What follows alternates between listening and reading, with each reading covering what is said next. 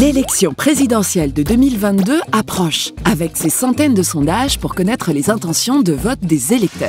Mais ces enquêtes sont-elles sérieuses? Peut-on se fier aux sondages politiques? Lors de l'élection présidentielle de 2017, plus de 560 sondages ont été réalisés.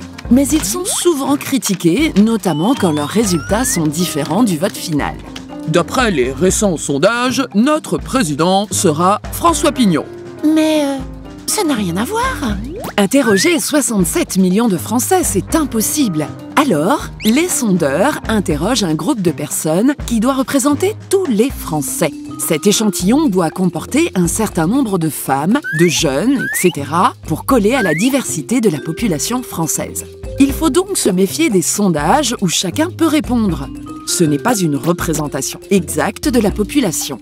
Et gare aux questions. La façon de les formuler peut influencer les réponses. Faites-vous confiance à Emmanuel Macron pour affronter la crise? N'aura pas le même effet que « Faites-vous encore confiance à Emmanuel Macron pour résoudre une crise qui ne fait qu'empirer ?» Attention aussi à l'interprétation des sondages. Ce n'est pas parce que quelqu'un est annoncé en tête qu'il sortira vainqueur de l'élection. Le premier dans les sondages est... Or, certains électeurs peuvent se dire que l'élection est déjà jouée, qu'il ne sert à rien de voter. À quoi ça sert? C'est déjà joué d'avance, hein? Mais une intention de vote n'est pas un vote. Beaucoup d'électeurs décident de leur choix à la dernière minute. Les sondages ne peuvent donc pas prédire l'avenir. Ils donnent juste des tendances à un moment précis.